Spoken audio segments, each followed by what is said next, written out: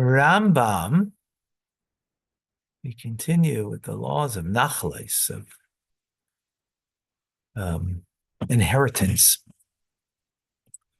Chapter 6, although all that is involved is money, a person may not give property as an inheritance to a person who is not fit to inherit, nor may he exclude the rightful heir from inheriting. This is derived from the verse of the passage concerning inheritance. And it shall be for the children of Israel as a statute of judgment. So I just want to preface over here. We're talking about the biblical laws of inheritance as opposed to being able to gift something to someone. So you can, it's almost like a technicality, but I guess law you could say is based on technicalities, like even civil law is kind of based on technicality. So here, in a sense, even more so because it's divine technicality, and therefore, it's even more emphatic, if you will. So the laws of inheritance are what the Torah says how the proceed, or who is fit to inherit. But if I give something to someone, not as an inheritance, but as a gift, then it's not the laws of inheritance. And therefore, you can gift anybody you want, anything that belongs to you. But again, it would be based on the language that one uses to express what you're doing. So if I were to say, after 120, that I am giving my home as an inheritance to to a person who I'm not related to at all, so I can't do it. But I could say I'm giving my home as a gift to that person because it's, I can gift who I want to, but I can't inherit who I want to because it has to be someone who I'm connected with, in a familiar, in a family manner. That is, part of what the laws of inheritance includes. So I hope that's clear. Very important. So the verse implies that statute will never change and no stipulation can be made with regard to it. Whether a person made the statement while he was healthy or on his deathbed, whether orally or in writing, there are no consequence. They have no consequence, right? Because therefore, if a person states, so-and-so is my firstborn son, he should not receive a double portion. Or my son, so-and-so, should not inherit my estate together with his brothers. His statements are of no consequence. Because he's saying it in a form of inheritance, right?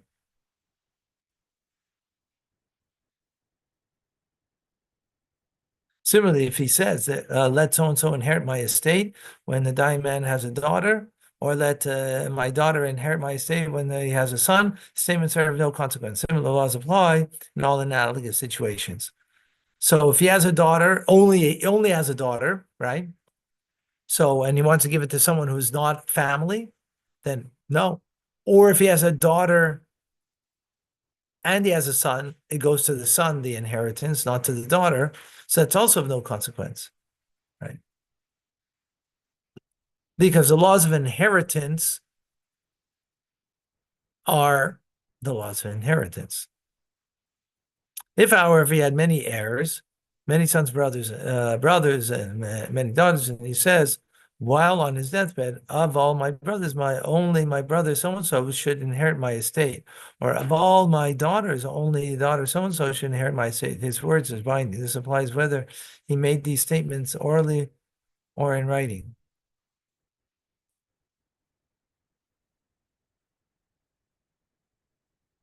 Hold on a second.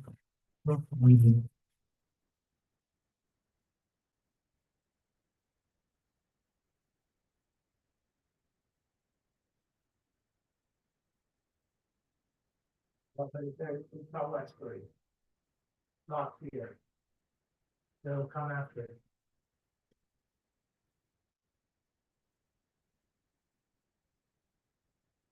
Sorry.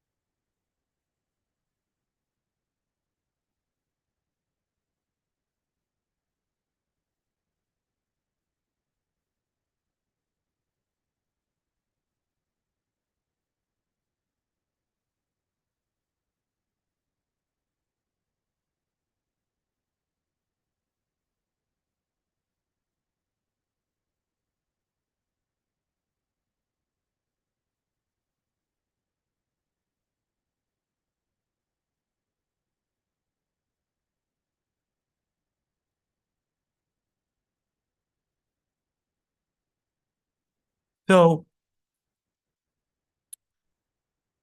okay, so of his heirs, he has a choice of who he can give to.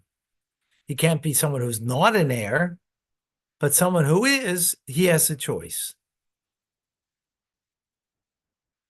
If, however, he says, my son so and so should be my sole heir, different rules apply. If he made the statement orally, his words are binding. If he, however, he had made the document composed stating that his entire estate should be given to one son, he's considered merely to have appointed him as a guardian, as explained. Aha. In other words, yeah, a guardian of it, and then he has to deliver it to the rest of, the heirs. Why the difference? Not certain. Let's see.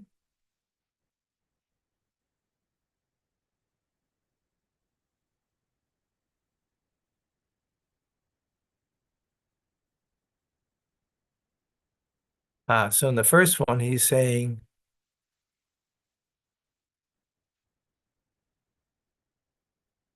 so it's in my somebody's sole heir. So if it's orally, it's binding. If it's in a document, it means that it's just in a document that he should be the guardian. In other words, he has to,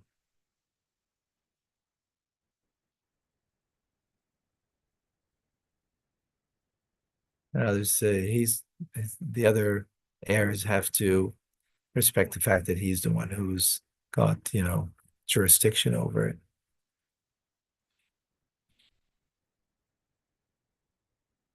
Okay, number three, if a person states, so my son should inherit half of my estate, and my other son should inherit the other half, his words are binding. If, however, he states, my firstborn should inherit as an ordinary son, or my firstborn should not receive a double portion among the brothers, his words are of no consequence. This is derived from the verse. It says he cannot give the firstborn rights to the son, the beloved, instead of the firstborn. My professor, my son, right? The son of the hated, instead he shall recognize the firstborn, the son of the hated, right? And parts of the state say, so the idea over here is, since it's a biblical law that the firstborn is getting a double portion, he can't change that, right? Again, in the laws of inheritance. If a person desired to bequeath his estate, to bequeath his estate was healthy, he may not increase or decrease either the portion of the firstborn or that of any heirs. When does the above apply?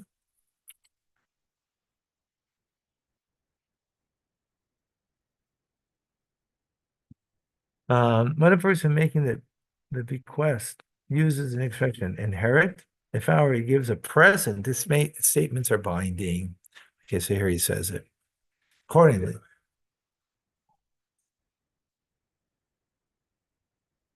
when a person apportions his estate verbally to his sons on his deathbed, statements are binding, even though he gave a greater portion to one, reduced the portion from another, and equaled the portion of the firstborn with that of his sons. If, however, he's using the word about inheritance, the same no consequence. See, here he said it, right? If he says, I'm giving this apportioning in this way, right? Then he can do it any way he wants because he's not giving it in the laws of inheritance. If he uses words of inheritance, then what he says is no consequence because the firstborn has to get a double portion. So this is a way he can, uh, you know, get around it, if you will. All right, we're going to stop here.